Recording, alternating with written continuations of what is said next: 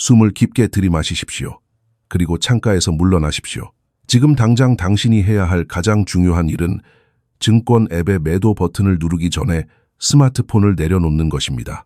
만약 당신이 지금 화면을 뒤덮은 붉은색 숫자의 바다를 보고 공포에 질려 항복한다면 당신은 단순히 돈을 잃는 것이 아닙니다. 당신은 금융전쟁의 역사상 가장 정교하게 설계된 덫으로 제 발로 걸어 들어가는 셈이 됩니다.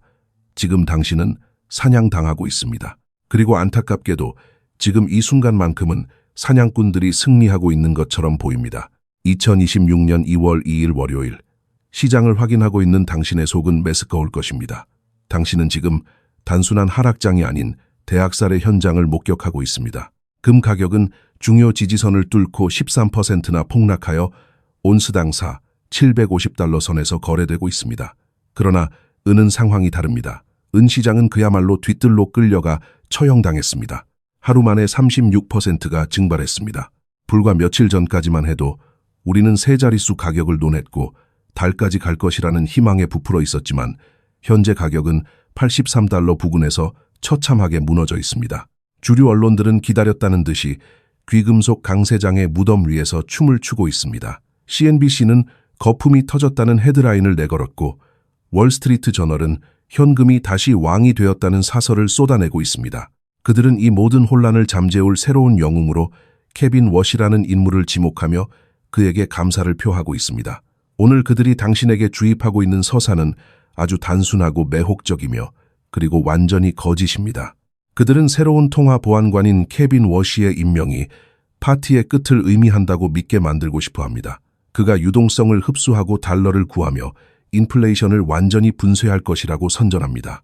어른들이 다시 방으로 돌아왔으며 강력한 미국 달러를 쥐고 있을 수 있는데 반짝이는 돌덩이를 쥐고 있는 것은 어리석은 짓이라고 말합니다. 하지만 이것은 심리전입니다.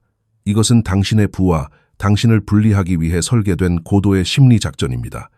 가격의 움직임을 냉정하게 직시해 보십시오. 하루 만에 36%의 폭락이 자연스럽게 느껴지십니까? 이것이 유기적인 매도세로 보이십니까? 전 세계의 모든 은 투자자가 오늘 아침 동시에 잠에서 깨어 케빈 워시에 대한 트윗을 읽고 가문의 유산과도 같은 실물 자산을 한꺼번에 팔기로 결심했다고 믿으십니까? 절대 아닙니다. 시장은 누군가가 인위적으로 밀지 않는 한 결코 이런 직선으로 움직이지 않습니다. 이것은 종이 시장에서의 타격이었습니다. 이것은 수십억 달러 규모의 선물 계약이 조직적으로 투매된 사건입니다. 존재하지도 않는 종이 약속들이 시장이 가장 취약한 바로 그 순간에 쏟아져 나왔습니다. 그들은 아시아 시장이 문을 닫기를 기다렸습니다. 그들은 유동성이 가장 얇아지는 그 찰나의 순간을 노렸고 방아쇠를 당겼습니다. 그들은 때리고 또 때리고 다시 때렸습니다. 그들은 레버리지 트레이더들의 손절매 물량을 목표로 삼아 폭포수와 같은 연쇄 매도를 유발했습니다. 가격이 100달러를 하향 돌파했을 때 1차 손절매가 터졌습니다. 매도가 또 다른 매도를 불렀습니다. 90달러가 깨지자 마진콜이 빗발쳤습니다. 그리고 이제 83달러라는 가격대에서 그들은 극도의 공포를 조성하는 데 성공했습니다. 그러나 스스로에게 질문을 던져야 합니다. 과연 누가 사고 있는가? 쏟아지는 칼날을 맨손으로 받아내며 그 자리에 서 있는 매수자는 누구인가? 개미 투자자일까요? 아닙니다. 그는 지금 공포에 질려 침대 밑에 숨어 있습니다. 연기금일까요? 아닙니다. 그들은 너무 느립니다. 바로 은행들입니다. 이 폭락을 기획한 바로 그 기관들입니다. 그들은 실물 금속을 훔치기 위해 종이 가격을 박살내고 있습니다. 그들은 자신들을 위한 거대한 할인 창구를 열었습니다. 그들은 83달러의 은이 현재의 통화 공급량 대비 지구상에서 가장 저렴한 자산이라는 것을 누구보다 잘 알고 있습니다. 하지만 당신이 팔지 않으면 그들은 살 수 없습니다. 그래서 그들은 당신을 겁줘야만 합니다. 세상이 변했다고 믿게 만들어야 합니다. 현금이 왕이라고 믿게 만들어야 합니다. 이 속임수에 넘어가지 마십시오. 이 폭락은 현실의 반영이 아닙니다. 파생상품 시장의 왜곡된 거울일 뿐입니다. 이것은 물리적인 비상사태를 감추기 위해 설계된 종이 현실입니다. 화면에는 83달러라고 찍혀 있지만 오늘 당장 83달러의 이글코인 한 박스를 사보려고 시도해 보십시오. 딜러들은 매진되었다고 말할 것입니다. 가짜 가격과 진짜 가격 사이의 괴리는 그 어느 때보다 넓어졌습니다. 덫은 놓였고 문은 닫히고 있습니다. 만약 당신이 오늘 종이 달러를 얻기 위해 금과 은을 판다면 훗날 이 순간을 당신의 금융 인생에서 가장 큰 실수로 기억하게 될 것입니다. 우리는 이 강도 사건의 메커니즘을 해부해야 합니다. 그들이 어떻게 파생 상품을 이용하여 가짜 폭락을 만들어냈는지 정확히 이해해야 합니다. 범죄 현장을 자세히 들여다보겠습니다. 이것은 기계화된 습격이었습니다. 범죄를 이해하려면 먼저 무기를 이해해야 합니다. 이 전쟁에서 사용된 무기의 이름은 선물 계약입니다. 선물 계약은 은괴가 아닙니다. 그것은 은괴의 가격에 대한 베팅일 뿐입니다. 미래의 특정 시점에 은을 사거나 팔겠다는 종이 쪼가리에 불과합니다. 하지만 여기에 더러운 비밀이 숨겨져 있습니다. 선물 계약을 매도하기 위해 실제로 은을 가지고 있을 필요는 없다는 것입니다. 단지 증거금만 있으면 됩니다. 아주 적은 비율의 현금만 있으면 됩니다. 만약 당신이 거대 은행이나 시장 조성자라면 허공에서 이 계약들을 찍어낼 수 있습니다. 종이를 무한대로 창조할 수 있는 것입니다. 이것이 바로 그들이 뉴욕 시간으로 새벽 3시 당신이 잠들어 있는 사이에 저지른 짓입니다. 그들은 아시아의 실물 시장이 마감되고 런던의 실물 시장이 완전히 개장하기 전에 틈새를 노렸습니다. 유동성의 진공 상태를 기다렸다가 물량을 쏟아부었습니다. 그들은 실물발을 판 것이 아니라 수천 개의 종이 계약을 밀리초 단위로 매도했습니다. 그들은 알고리즘의 매도 주문을 홍수처럼 쏟아부었습니다. 컴퓨터는 이 홍수를 보고 모두가 팔고 있으니 가격은 더 낮아져야 한다고 판단합니다. 그래서 가격은 120달러에서 110달러로 떨어집니다. 그리고 바로 여기서 덫이 닫힙니다. 개인 투자자나 헤지펀드 매니저들은 시스템에 자동 주문을 걸어둡니다. 가격이 100달러로 떨어지면 모든 것을 팔아 나를 보호하라는 손절매 주문입니다. 은행이 가격을 100달러로 내리꽂으면 당신의 손절매가 발동됩니다. 당신의 컴퓨터는 자동으로 매도합니다. 이것이 가격을 95달러로 밀어내고 이는 다음 사람의 손절매를 건드립니다. 도미노 효과입니다. 이것이 바로 청산의 폭포수입니다. 은행은 바닥까지 쫓아가며 팔 필요가 없었습니다. 그들은 단지 첫 번째 도미노만 밀면 되었습니다. 나머지는 알고리즘이 알아서 처리했습니다. 그들은 당신의 공포를 이용하여 폭락을 공학적으로 설계했습니다. 그리고 여기에 이 강도질의 천재성이 있습니다. 종이 가격이 폭락하고 화면이 83달러를 가리키며 번쩍이는 동안 은행들은 무엇을 하고 있었을까요? 그들이 팔고 있었을까요? 아닙니다. 그들은 사고 있었습니다. 그들은 폭포수의 맨 아래에서 양동이를 들고 서 있었습니다. 그들은 자신의 공매도 포지션을 커버하기 위해 당신의 손절매를 유발하여 83달러에 당신의 계약을 사들였습니다. 그들은 당신에게 싸게 팔도록 강요하고 자신들은 싸게 샀습니다. 그들은 장부를 정리했고 부채를 털어냈습니다. 그리고 가장 중요한 것은 그들이 종이 가격과 물리적 현실을 분리시켰다는 점입니다. 화면에는 은이 36% 하락했다고 나오지만 실물 금속은 변하지 않았습니다. 광산이 하룻밤 사이에 더 많은 은을 생산하지 않았습니다. 태양광 패널이 은을 덜 필요로 하게 된 것도 아닙니다. 우리가 지난주 내내 이야기했던 실물 부족, 상하이 금고의 공백, 홍콩의 셧다운 이 모든 것은 여전히 사실입니다. 현실 세계에서는 아무것도 변하지 않았습니다. 오직 종이 세상만 변했습니다. 그들은 당신이 그 차이를 모를 만큼 어리석다고 모든 것을 걸고 베팅하고 있습니다. 그들은 당신이 종이 가격만 보고 실물 금속이 가치 없다고 생각할 것이라 믿습니다. 하지만 이 작전의 가장 위험한 부분은 가격이 아닙니다. 바로 그들이 당신에게 제시하는 이유입니다. 그들에게는 그럴듯한 핑계가 필요합니다. 단순히 시장을 조작했다고 말할 수는 없으니까요. 그래서 그들은 정치적 서사를 이용하고 있습니다. 그들은 케빈 워시를 이용하고 있습니다. 그들은 이 남자가 21세기의 폴 볼커라고 말합니다. 그가 유동성의 뱃을 배수하고 달러를 다시 강하게 만들 것이라고 말합니다. 우리는 이 거짓말에 대해 이야기해야 합니다. 왜 케빈 워시가 달러를 구할 수 없는지 설명해야 합니다.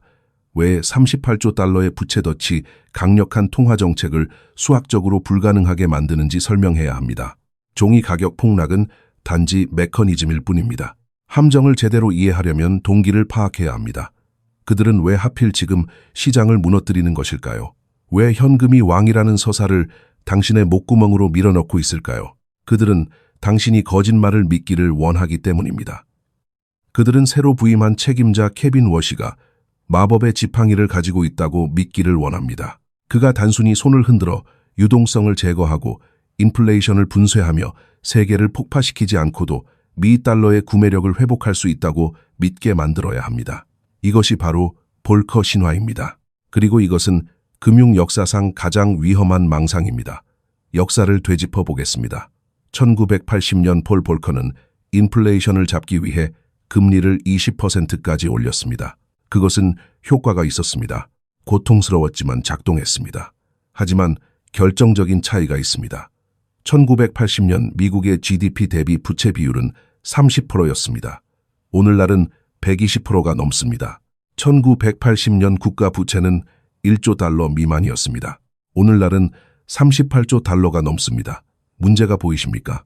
빚더미에 빠져 있을 때는 볼커의 전략을 실행할 수 없습니다. 그것은 수학적으로 불가능합니다. 미디어들이 당신에게 절대 설명해주지 않는 부채의 덫은 다음과 같습니다. 만약 케빈 워시가 자신이 말한 대로 실제로 행동한다면, 만약 그가 달러를 구하기 위해 금리를 높은 수준으로 유지하고 유동성을 계속해서 흡수한다면 그는 6개월 안에 미국 정부를 파산시키게 될 것입니다. 그 이유는 바로 이자 지급 비용 때문입니다. 정부가 38조 달러라는 천문학적인 부채를 안고 있을 때 금리가 1% 오를 때마다 연간 재정 적자는 약 3,800억 달러씩 증가합니다. 만약 금리가 5% 수준에서 유지되거나 그 이상으로 치솟는다면 이자 비용만으로도 국가의 전체 세수, 즉 국민들이 내는 모든 세금을 집어삼키게 됩니다. 정부는 이미 빌린 돈에 대한 이자를 갚기 위해 더 많은 돈을 빌려야 하는 상황에 처하게 됩니다. 이것은 죽음의 소용돌이입니다. 이것은 명백한 폰지 사기입니다. 그리고 케빈 워시는 이것을 알고 있습니다. 그는 바보가 아닙니다. 그는 평생을 금융계에서 보낸 은행가입니다. 그렇다면 그는 왜 강한 척을 하고 있을까요? 왜 그는 시장을 고의로 폭락시키고 있을까요? 이것은 허세입니다. 이것은 교란 작전입니다. 그는 의도적으로 디플레이션 붕괴를 만들어내고 있습니다. 그는 금과 은, 그리고 주식을 박살내어 은폐막을 형성하고 있습니다. 그는 시장을 부러뜨리고 싶어합니다. 자산 가격이 떨어지는 것을 보고 싶어합니다. 왜일까요? 그래야만 시스템이 필연적으로 균열을 일으킬 때, 레포 시장이 얼어붙거나 현금이 없어서 국채 경매가 실패할 때 그가 방향을 전환할 명분이 생기기 때문입니다. 그는 그때 가서 뒤를 돌아보며 이렇게 말할 수 있습니다. 오, 이런 위기가 발생했습니다. 디플레이션이 왔습니다. 시스템을 구하기 위해 우리는 어쩔 수 없이 돈을 찍어내야 합니다. 그는 자신이 해결책을 인쇄하는 구세주가 되기 위해 고의적으로 문제를 만들고 있는 것입니다. 지금의 폭락은 인플레이션의 끝이 아닙니다. 이것은 용수철을 압축하는 단계입니다. 용수철을 성층권으로 쏘아 올리기 위해서는 먼저 그것을 바닥까지 꾹 눌러야 합니다. 최대한 강하게 압축해야 합니다. 그들은 지금 금과 은의 가격을 극한까지 압축하고 있습니다. 그들은 전쟁이라는 서사를 이용하여 가격을 750달러와 83달러로 밀어넣었습니다. 하지만 방향 전환, 즉 피벗이 일어나는 순간, 채권 시장이 무너지고 인쇄기가 다시 돌아가는 순간 그 용수철은 튀어오를 것입니다. 그리고 그것은 38조 달러에 갚을 수 없는 부채라는 엄청난 힘을 등에 업고 폭발할 것입니다.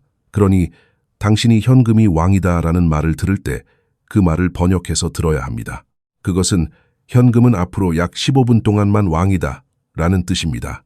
재무부가 청구서를 지불할 수 없다는 사실을 깨닫기 전까지만 현금이 왕이라는 뜻입니다. 그리고 그 순간이 지나면 현금은 쓰레기가 됩니다. 우리는 하룻밤 사이에 디플레이션에서 하이퍼 인플레이션으로 넘어가게 될 것입니다. 현재 귀금속의 하락은 시장이 이 피벗의 타이밍을 잘못 책정하고 있기 때문에 발생한 것입니다. 시장은 워시가 긴축에 성공할 것이라고 순진하게 믿고 있습니다. 하지만 수학은 그가 반드시 실패할 것이라고 말합니다. 그리고 그가 실패할 때 그는 인플레이션 방향으로 실패할 것입니다. 그는 단지 시스템에 불을 켜두기 위해 역사상 그 어떤 중앙은행장보다 더 많은 돈을 찍어내도록 강요받을 것입니다. 이 지점에서 우리는 오늘날 가장 중요한 질문에 도달하게 됩니다. 만약 스마트 머니들이 이것을 알고 있다면, 만약 내부자들이 디플레이션이 거짓말이라는 것을 알고 있다면 그 돈은 도대체 어디로 가고 있는가? 당신은 화면에 찍힌 붉은 숫자를 보고 자금이 이 섹터를 떠나고 있다고 가정합니다. 사람들은 금을 팔아 달러를 사고 있다고 생각합니다. 하지만 당신은 틀렸습니다. 돈은 떠나지 않고 있습니다. 돈은 변성되고 있습니다. 형태를 바꾸고 있을 뿐입니다. 돈은 지금 붕괴하고 있는 종이 청구권에서 사라지고 있는 실물 소유권으로 이동하고 있습니다. 우리는 그레샴의 법칙에 대해 이야기해야 합니다. 그리고 당신이 공포에 질려 매도 버튼을 누르는 동안 누가 그 저렴한 매물을 싹쓸이하고 있는지 정확히 설명해야 합니다. 자금의 흐름을 추적해 봅시다. 우리는 인터넷을 뜨겁게 달구고 있는 의문에 직면합니다. 모든 사람이 금과 은의 시가총액을 보고 있습니다. 그들은 마이너스 수익률을 보고 12조 달러가 증발했다고 비명을 지릅니다. 돈이 어디로 갔느냐고 묻습니다. 저는 당신이 잘못된 질문을 하고 있다고 말씀드리기 위해 이 자리에 섰습니다. 돈은 증발하지 않습니다. 에너지가 생성되지도 소멸되지도 않는 것처럼 자본은 단지 주인을 바꿀 뿐입니다. 12조 달러는 사라진 것이 아닙니다. 그것은 도난당했습니다. 그것은 10년 중 가장 거대한 부의 이동을 통해 약한 손에서 강한 손으로 이전되었습니다. 지금 당장 자본의 흐름을 시각화해야 합니다. 강 한쪽에는 개인 투자자들이 있습니다. 이들은 지난주 유튜버가 쇼츠 퀴즈에 대해 소리치는 것을 보고 SLV 콜옵션을 산 사람들입니다. 그들은 종이 은을 들고 있습니다. 그들은 오늘 아침 휴대폰을 확인합니다. 은이 36% 폭락한 것을 봅니다. 케빈 워시와 디플레이션에 대한 무서운 헤드라인을 봅니다. 그들은 패닉에 빠집니다. 아, 내 전 재산을 잃고 있어. 현금이 최고야. 그래서 그들은 매도를 누릅니다. 그들은 손실을 확정짓습니다. 그들은 다시 미국 달러로 돌아갑니다. 그들은 단지 차트가 6시간 동안 무서운 그림을 그렸다는 이유만으로 분당 가치가 떨어지고 있는 법정 화폐와 5영년된 가치 저장 수단을 맞바꾸고 있는 것입니다. 이제 강 건너편을 보십시오. 그 반대편 은행에는 누가 서 있습니까? 고래들, 중앙은행들, 그리고 내부자들입니다. 그들은 차트를 보고 있지 않습니다. 그들은 가치를 보고 있습니다. 그들은 종이 가격이 83달러로 폭락한 것을 봅니다. 하지만 그들은 물리적 펀더멘털이 전혀 변하지 않았다는 것을 알고 있습니다. 그래서 개미 투자자가 종이 계약을 팔 때 고래는 그것을 삽니다. 하지만 고래는 종이를 보유하지 않습니다. 고래는 즉시 돌아서서 말합니다. 인도하라. 그들은 종이 계약을 실물 금고를 비우는 티켓으로 사용합니다.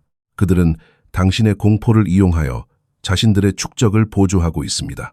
당신은 지금 불타는 집의 화재 보험을 헐값에 그들에게 팔아넘기고 있는 셈입니다.